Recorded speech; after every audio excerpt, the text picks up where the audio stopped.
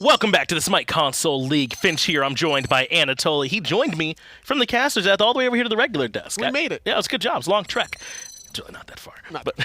We made they it don't here need to know that, though. Yeah, that's right. We had to go a long way. It was a Lord of the Rings type trek we had to take to get here. But now we're on to Xbox EU. Still in Europe, of course, but now on the Xbox side of things. Dobbos Disciples going up against Team Ricardo. Let's go and pull those standings up. Dobbos Disciples are in second. They had the one, obviously, competitive ruling that hurt them, then the straight-up loss to Rival after the player swap. Ricardo right behind them. 2 and 4, so at a -5 deficit for Ricardo, whereas Dobbos Disciples had a +5 for their game victories, as they need to find victories today against Ricardo to still try to catch up to Rival before the end of the season. Yeah, I believe Dobbos have to be perfect up against Rival and hope that they drop elsewhere. They would need to beat Rival in both their remaining rematches and beat everybody else if they want to catch back up to them because of the way that first half of the phase has gone so far. So a difficult task for them, but knowing the guys on this team, man, they're not going to shy away from that all. Coast obviously comes to mind, but remember, Fly is on this team now. They both were one time on Rival, now trying to make this Dobbos Disciple team work. You were talking about the rematches against Rival, but the rematch between these two teams specifically, the third time so far. Great success in weeks number 1 and number 5 for Dobbos Disciples, finding a 2-0 clean victory. And it's what we expect from this team. Has a ton of talent. It's not just Fly, by the way, and Coast on this team as well. Switch, another longtime member, as is USB. These guys have both been around forever as far as Xbox is concerned on the EU side of it. They also have Colossal in the jungle for them now. They had to bring him in throughout that first phase, and they've been working him into the roster as well. But this Dobbos Disciples team, man, I'm high on them. This is a strong, scary team that I think could beat Rival on any given day. And I think that they should be able to beat Ricardo on this specific day, knowing that they've had the 2-0 clean victories in 2 different sets, now facing off for the third time in OP USB. Whether he's playing an assassin in the jungle role or a warrior in that solo lane, he seems to be very aggressive and making the good highlight plays. Yeah, and I'm looking towards this mid lane matchup to talk about this match specifically between Fly and AirBX, because AirBX for me has been kind of one of the playmakers for Team Ricardo and one of the few victories they've been able to grab so far. And Fly obviously considered one of the just best mid laners on console in general. So the way that he's going to be able to match up with the performance against Fly for me is going to be very important for this team.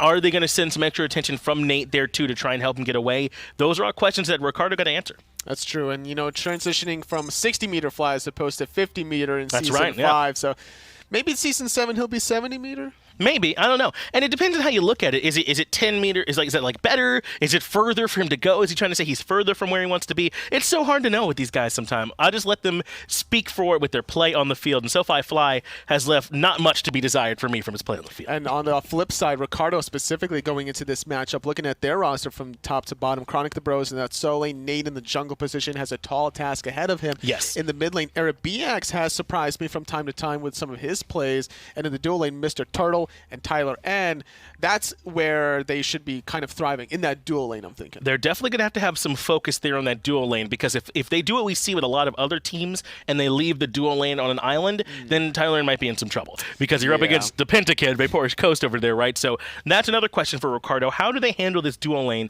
Where do they send Mr. Turtle throughout the early game? Do they want him harassing elsewhere, or trying to make sure that Tyler can stay competitive in that lane? And knowing Ricardo, hopefully that they don't kind of prioritize the Kuzenbo for the Mr. Turtle. That's because right. that's something that they do from time to time, is he loves the Kuzenbo. And whenever you kind of have a main god, you don't want to kind of give that away with your name. That's right. Yeah, everyone knows that. Ban the Kuzumo against this guy, but we should be ready now. Picks and bans for game number 1 on the screen. Dobbos Disciple in that first pick spot. Ricardo coming in second, which means they'll have a lot to figure out in that second pick spot. We saw Shibalanke make it through for Just Lion in set 1. I'd be surprised if that happened again. He's a high contested pick, he is. and you definitely don't want to give that one to Coast, so I'd be surprised if it makes it through. That's right. Between the Merlin and the Arthur, these are your standard bans. Yep. The Shibalanke is normally next to go through in the ban category. Then there's some throwaway bans, especially when you're the first pick. So it doesn't surprise me that Dobbos stripping away the Bologna,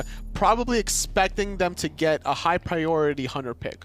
Exactly. Likely wouldn't be surprised if we see Achilles here, but this is Dobbos. They have Coast on their team, so they might prioritize his pick right away too, which they've been known to do. But no, this makes total sense. Go ahead and grab up that Achilles with Bologna and King Arthur banned. I mean, he's just the premier solo laner at that point, so you definitely want him on your team. Hachiman, a very safe pick for Ricardo, wanting to make sure that whatever Vaporish Coast plays, that you can kind of match that with a safety that the mounted archery brings you. You never have to worry about mana sustain with the passive from the Hachiman. You cover so much distance on the mounted archery, so we're going to need to see some jungle ganks from Nate this game. It's very likely we will. This is a ton of sustain, though. Mana sustain from the Hachiman, health sustain from the Sylvanas, and great clear from those AoE autos for him. So the dual lane task has just become that much more difficult for Coast, because it can be harder to bully this team out of the lane. And maybe he's not even looking particularly to bully. He's picked the Jing Wei, who's considered a safe sort of mid to late game hunter. And speaking of more safety, the Terra to follow the Jing Wei. So in these late game team fights at Earth and Fury, mitigating your opponent's damage, boosting your own damage numbers, healing your own teammates, damaging the opponents. Yeah, it does a lot. I'm just like surprised that we don't see Terra more often, honestly. No, I'm right there with you. It's very strong. I imagine that this one will be there for Switch, and this is something that can be a bit of a comfort for Coast. I would feel like he's been used to getting to play alongside this one as well. So now having Switch as a support, no surprise that he's also going to have to get comfortable in that one. It's something that I imagine they've gotten used to playing alongside. Now the Poseidon coming through for Ricardo as well for the mid lane. Osiris being banned away, so you can kind of tell that Dobbos wants to take away some of these other anti-hunters. With the Bologna in the first ban, with the Osiris in the secondary ban, wouldn't be surprised if maybe they even strip away the Odin. No, that wouldn't be a bad ban at all, but they've already rushed through. They're going to take an eye towards this middle lane in particular. See if they can limit Fly's pool. Not a bad idea by any means. Take away the Opwash and the Zeus, whereas Dobbos, they ban away a jungler and a solo laner. So both teams with good reads on where these picks are. There's not a ton of flex on what we've seen so far, so it's pretty cut and dry and trying to limit their opposition. Sarkhet is a good opportunity in terms of leaning on that solo lane if you ever really want to. You don't have to worry about any physical protection with the true damage coming from the last breath. Limit some of the healing options from the Terra. Oh, there you go. And Dobbos actually wanting the Odin for themselves, surprisingly. I like it. Maybe get in there and try and lock down this Poseidon. He doesn't really have a good way out. Neither does Sylvanas either. Cut off that healing. Or Hachiman. Now, think about it, it's really just the Sarkhet that can get out. So I think Dobbos have done a good job in the second half of this draft, picking up a punishing Odin pick. I imagine this will be for Colossal in the jungle, and that's a ton of damage early. Surprised to see a Hercules pick into an Odin that can't get out of the cage, that's not going to be able to have any healing inside of it. There might have to be a level 1 Phantom invested from Ricardo. Yeah, you're right. That's just how oppressive this cage potentially can be. So we'll get a chance to see if they prioritize that or if maybe they end up getting punished by this pick. Dobbos Disciples up against Ricardo. Game 1, casters. Thank you very much, Finch and Toli. Aggro and Taco on the call here for Dobbos Disciples up against Team Ricardo. Dobbos Disciples, a team that a lot of people pretty excited about, I would say. They had that win against Rival that was then taken away by a competitive ruling, but the potential is clearly there for this team. And anytime 60-meter Fly, formerly 50-meter Fly, and Vaporish Coast end up on the same team, there's going to be some excitement around it.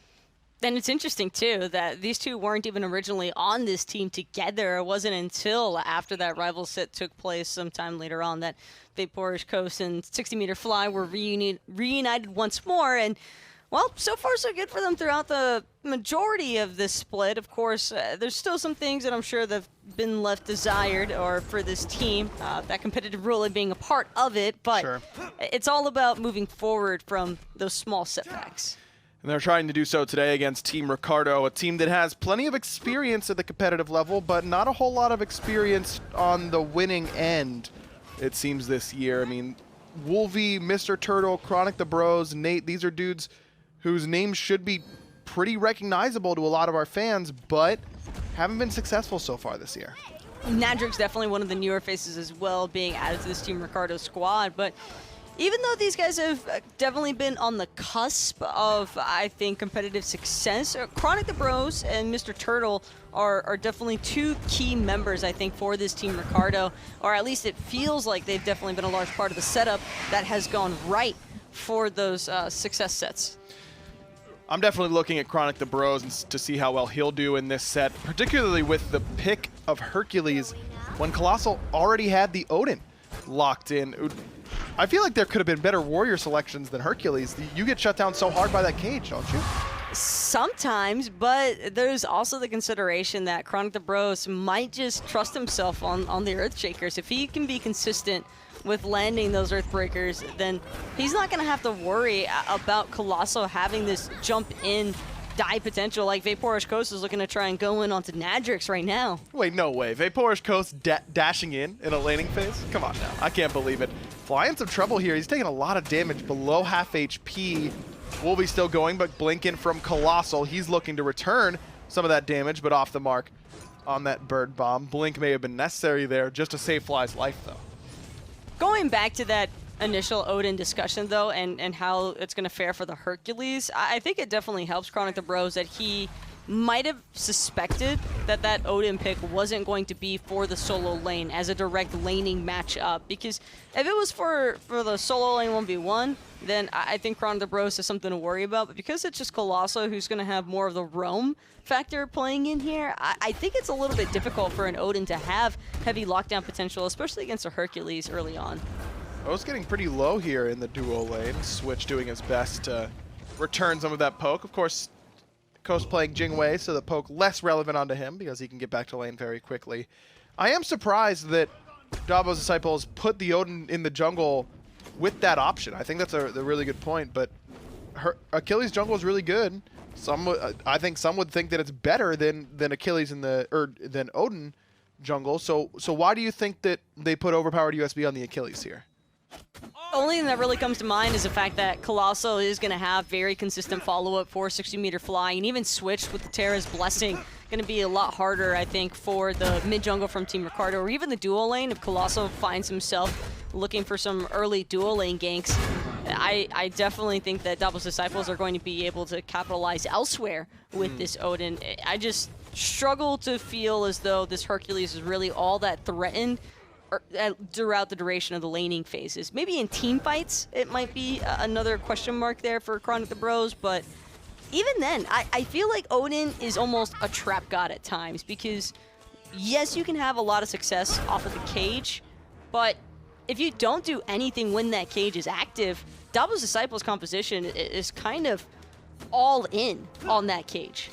A lot of AoE, but you're right, it's not a lot of extra lockdown, I would say. I mean, the Terra Zhang Kui combo is one that I've always been a fan of, because you hit a bunch of people with that Terra ult, and then you hit a bunch of people with the Zhang Kui ult, and they take a lot of damage and they're all dead.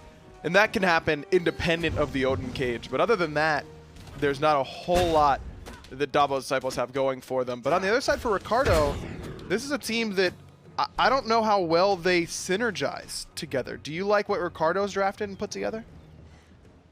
I like the Poseidon and the Sylvanas potential. I think that Nadrix also, if he's patient or even just wary of his positioning, he can probably be pretty impactful with some of those mounted archeries. I like the idea that Ricardo feels like they have a little bit that they can actually combat with inside of the cage. Here's one cage, and Mr. Turtle's locked inside of it. Switch has not used the ultimate. Now he does. Mr. Turtle's going to step up. No knock-up onto Fly. Kraken hits onto Colossal, but Fly is ripping through that backline simultaneously. Kraken comes out from Wolvie, just doesn't do a whole lot. These frontliners still healthy enough, and Coast actually on a rotation all the way from the duo lane, looking to finish off the low-health mid laner.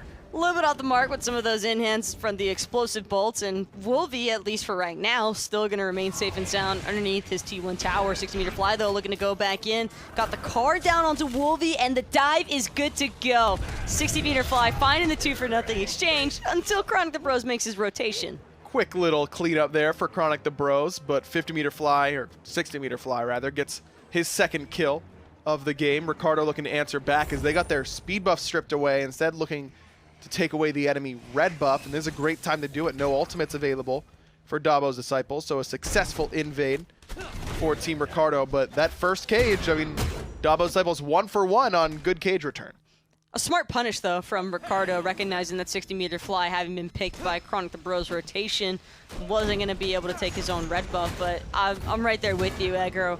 It turns out that Terra's Blessing and a Zhang Kui ultimate is going to go a little bit better than the Sylvanas knock-up into the Poseidon Kraken. I think that Kraken also not dealing as much damage because of the Terra's Blessing. Exactly, that damage mitigation that it provides, and of course the damage debuff, I guess is the right way to put it. You deal less, so It's pretty good. There's also that shell. I don't even think Switch needed the shell, but he still used it. Colossal needs something right here. Shield won't be good enough. Kraken gets the job done, and Nate all over 60-meter fly as well. Switch gets a good ultimate off, and now the turn is in from 60-meter fly. Big knockup as well from Vaporish Coast. Fly still plenty healthy until Chronic finds a great pickup and push, and again punishes the Zhang Kui. 2-0 so far for the solo laner for Team Ricardo. Looked like it was going to be Ricardo's fight, and then Dobbos' fight, and then Ricardo's fight again. It's a 2-for-1 at the end of the day, though, for Team Ricardo. And it's all up to Nate to try and escape on his own, having to invest the Cobra's Kiss just to get overpowered USB off for a moment. But Chronic the Bros rotating back in is going to keep his Circuit alive for a little bit longer here. Blue buff, though, not necessarily the same case here. Chronic the Bros underneath a lot of pressure now, but Switch just has no mana. Chronic has Driving Strike, so that's easy secure on the buff. One of the best securing moves in the game. I think only Fearless beats it out pretty consistently, but that's because Fearless technically leashes the buff for the other player and not for you because you're already hitting it. It's a weird sort of rule, but it ends up with Tyr usually getting buffs where other characters don't. But other than that, Hercules definitely a top tier buff securer.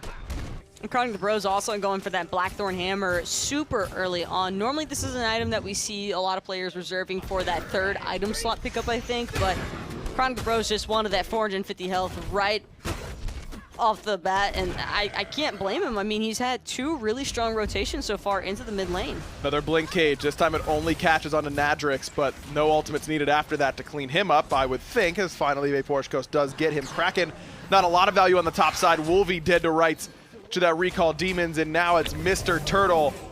Little too slow this time in the race, and Vaporish Coast able to clean him up with some ease. A 3-for-0 again, centered around that Odin Cage. Sylvanas is just one of those Guardians where if you get trapped, man, you are just stuck. You're not going anywhere anytime fast, and Dobbos Disciples are making full use of this Odin Cage. Every single instance that Colossal has had that ability up off cooldown, we have seen a grouping from Dobbos Disciples with at least 2 other members to look to try and punish against Ricardo. And it's not even just the mid lane that they're trying to focus out now. It's, again, trying to maintain pressure across the map. There's been a little bit of pressure into Ricardo's blue buff territory. There's been tons of pressure in the mid lane onto Wolvie in particular.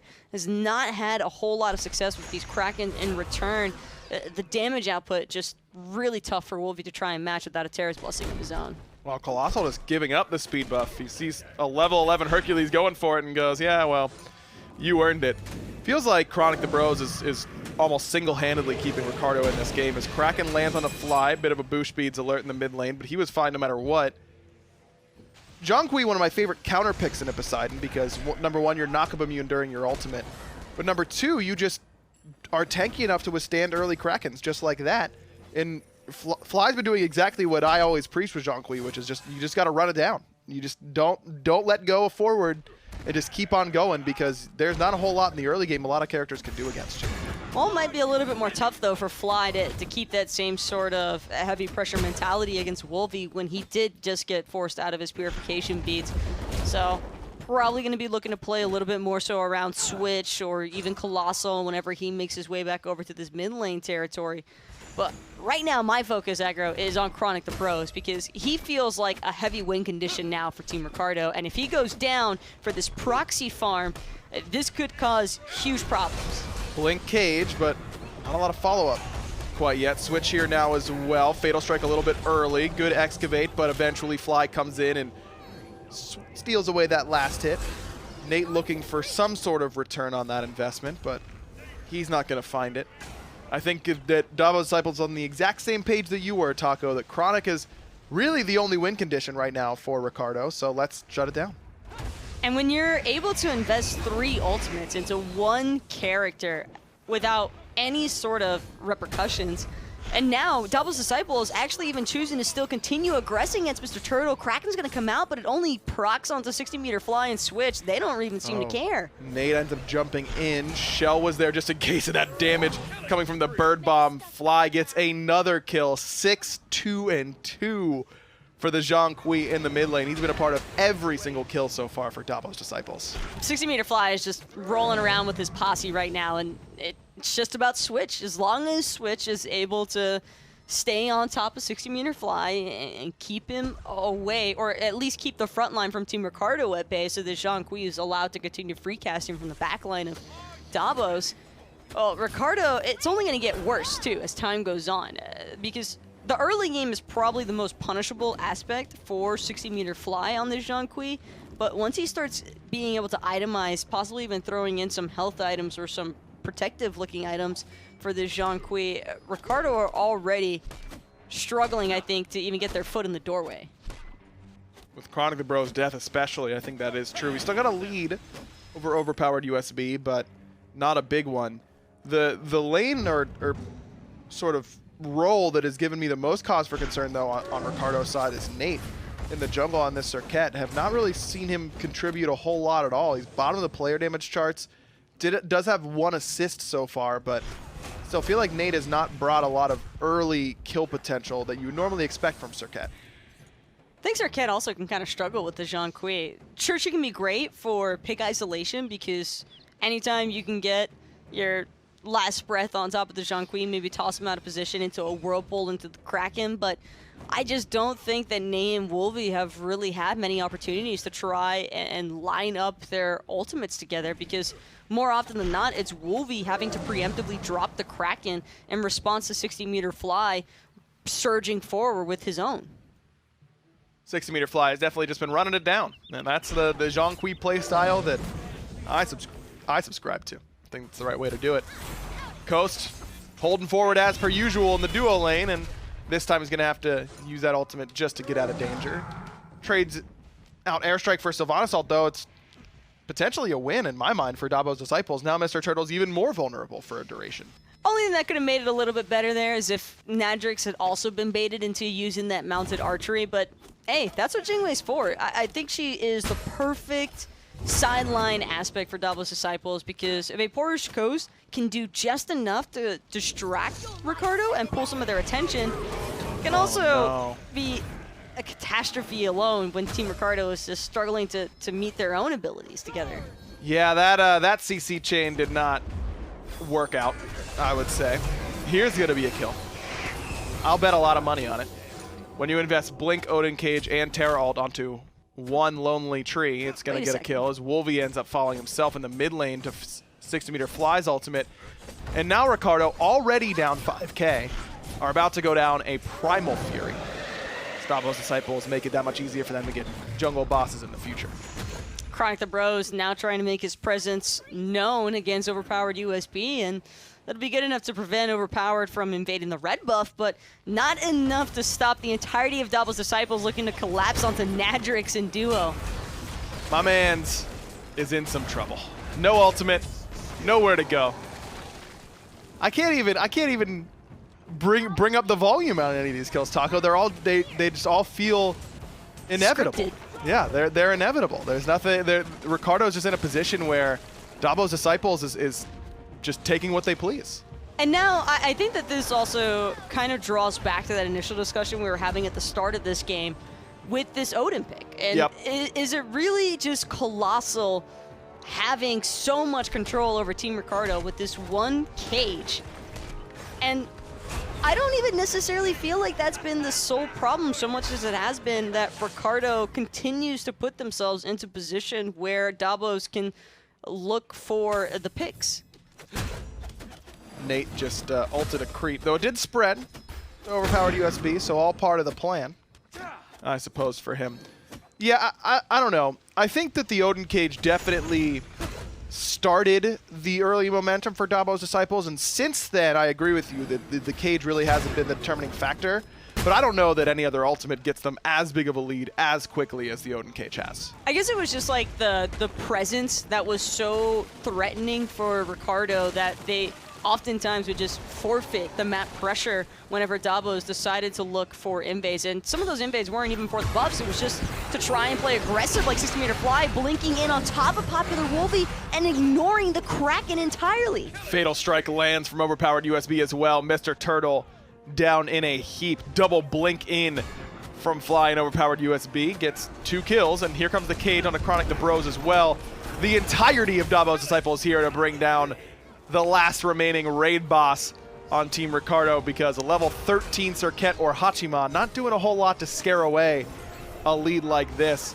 Colossal does use the beads, but Nate has to retreat anyways. Hindsight's always going to be 20/20 for teams, I'm sure, but as Team Ricardo, if and when they choose to watch back this VOD for some team review, I think that part of the discussion should definitely be Chronic the Bros' Relic decision. As the solo laner, Chronic the Bros wasn't behind, but you know that Mr. Turtle is definitely severely behind from the way that this early and mid-game has panned out so far. So after level 12, I think Chronic the Bros' responsibility should have automatically defaulted to being the one to pick up the Phantom for his team. Because by the time Mr. Turtle gets the Phantom online, him being level 12 is going to be irrelevant. He's still going to look like paper, and probably the best thing that Mr. Turtle can do for his team will be to drop that Phantom Relic in team fights if he doesn't die before the cage is even expended. Yeah, I think that the way I usually look at it is, how badly do we need Phantom? If it's as badly as it seems that Ricardo need it right now, 2 Phantoms doesn't even hurt us that much, and that's the way that Ricardo can no longer go, but maybe wanted to. They already lost Wolvie. Mr. Turtle is right there. Big 5-man ult for Chronic the Bros, but it's irrelevant. And I want to clarify, I'm not blaming Chronic the Bros. I don't fault him entirely for opting for the blink. I get it. He was winning his lane, but at some point, I think you have to look at things from a team fighting perspective as not necessarily the individual one. So even though Chronic the Bros, on an individual standpoint, has done a fantastic job, team fighting wise, they definitely needed that Phantom, just like Nate trying to do a solid for Team Ricardo, getting Dobbos Disciples off of the Fire Giant, but he certainly did himself no favors because now he's on the run from overpowered USB. Fly uses the ultimate onto Chronic the Bros. He already has Gem of Isolation and Divine Ruin, so not a lot of healing or movement available for Chronic the Bros, as eventually he does go down to Vaporish Coast. Colossal's boxing on this left-hand side with Nadrix. Nadrix has Relics up, uses it on the lunge, well-timed, and then has that mounted archery. Blink coming up, though, for Colossal right in front. Quick little Gugnir's Might finishes off the Hunter. The Odin 2-1-10 now, as Wolvie has to use Kraken defensively. That will be enough to get USB off of him. The only reason why USB, I think, decided to fall back even is because Wolvie finished off that Gem of Isolation. But the damage numbers, even with that Spirit of the Magus, not really becoming a factor for Wolvie here. Level 14, trying to have an impact against a level 18 Achilles now. It's just grim, for sure, for Ricardo. Their best chance of a comeback, I think, is going to be trying to play off of those Phoenixes, and that's only for if Dobbos Disciples even decide that they want to let them farm, because Dobbos Disciples just aren't even letting Ricardo farm. Colossal's gotten 2 buffs on this left-hand side, I do believe. Colossal used the Purification Beads, was worried about the potential Kraken. Mr. Turtle isolated and left for dead by both Nate and Wolvie. And Wolvie has reached the point that I hate the most in any Smite game, which is as a mid laner, when the enemy support is the same level as me. I instantly don't want to play anymore. Yeah, except Switch is probably dealing more damage than Wolvie in team fights. Yeah, he's got Lotus Crown and Rod of Asclepius. He's hurting you by this point. A 13,000 lead for Dobbos Disciples in the gold department. Same for XP. This has just been clinical. This is where the conversation, I think, stops being what can we do to salvage this match, and more so, what are we going to do to adjust things for the next game? I think if you're Team Ricardo, I don't like throwing the idea out there that, you know, it's impossible for a team to come back, but I think that this is, Dobbos Disciples at least are a team that have enough skill and talent level that I am hard-pressed to believe they'll find a way to throw this. They've got the lead, that's for sure. Left side Phoenix went down without any sort of contest at all. Mr. Turtle, stunned, rooted, knocked up, alive. Was expecting to say dead at the end of that. Switch gets plucked in, but Colossal finds a decent cage here, but Switch does go down pretty early on. Best fight Ricardo could possibly have it. It's still not a good one. Nadrix and Wolvie already in the dirt. Nate soon to follow. Chronic the Bros will be the next one in. Mr. Turtle, the only one to survive that engagement. But he's just going to watch, it seems like, as Chronic the Bros and the rest of Team Ricardo are going to have to try and regroup for Game 2. Well, Mr. Turtle got some usage out of that blink he picked up, at least the level 12. Go. Blinked right in to the entirety of Dobbos Disciples. And Mr. Turtle, I mean, he knows he's dead there. Yeah. He's mostly doing it because Dobbos Disciples are a team full of players that he's familiar with, and so, you know, a little bit of the banter comes into the discussion for that one, but I definitely think that Dobbos Disciples just had so much control. The Odin pick, I think, you heard Tolly saying it on the desk that could be a really good pick for Team Ricardo here, and then instead it goes over to Dobbos Disciples and completely eviscerates the team that maybe should have picked it up themselves. Bit of a tough one there, I'd say, for Team Ricardo, and maybe it's just let's think about Odin when we're picking and banning for Game 2. Is it really that simple? Well, I think they also continue to pick into it as well. Even though Chronic the the Herc Bros was able to perform well, I just think that overall, you know, maybe have some reconsiderations throughout the draft. Picked and bans for Game 2. Hopefully a little bit better for Team Ricardo. Let's throw it to the desk so that we can find out in a bit. A very strong game one there for Dobbos Disciples. Never much in any doubt that it would go their favor. Ricardo ended up falling, and Tully. Was it as simple as this Odin pick? I mean, yes, it ran the early game, but the mid game felt a lot like it was all Fly. It definitely felt a lot of Fly's presence in doing. The Odin kind of struggled early. It was a great rotation from Chronic the Bros under that tier 1 mid tower that kept everyone alive from Ricardo. But at the end of the day, when you're not picking up the Phantom, that Odin pick is just more successful at the end. And I would say it was more about Vaporish Coast playing the Jingwei, having a big presence in these team fights on the Jingwei. That's right. Towards the end of the game, he was definitely doing a lot of big damage that they really needed. I want to spotlight Switch as well in this Terra. I mean, he had a tremendous performance. Ended up 0-1-19, I think, by the end of that game, a part of nearly all of those kills, and really turned it around. But yeah, man, this game had Fly's name all over it for me, especially towards the beginning of the game. He was just walking at them, ulting, ignoring the Kraken, and doing a ton of damage. And the Zhang Kui pick was just so smart up against the Sylvanas. You never have to worry about the Wrath of Terror while you're doing the Recall Demons. And that was a great look for a 60-meter Fly, knowing that it went from 9, 2, and 10 on the Zhang Kui, ending the game. Yeah, that's incredible from what Fly was able to do, man. He blew them up on this Zhang Kui pick. They just didn't have an answer. And there's Colossal doing the Colossal things. He'll eventually get this kill. He's got a blink to catch back up. But he at a certain point, he was doing more damage than just about anyone else on the side of Team Ricardo. They couldn't handle him. And I wonder, I mean, this Sylvanas pick really struggled for them. Mr. Turtle just got punished. That's very true, and that's against an Odin. I think that they picked it a little bit too early in the draft.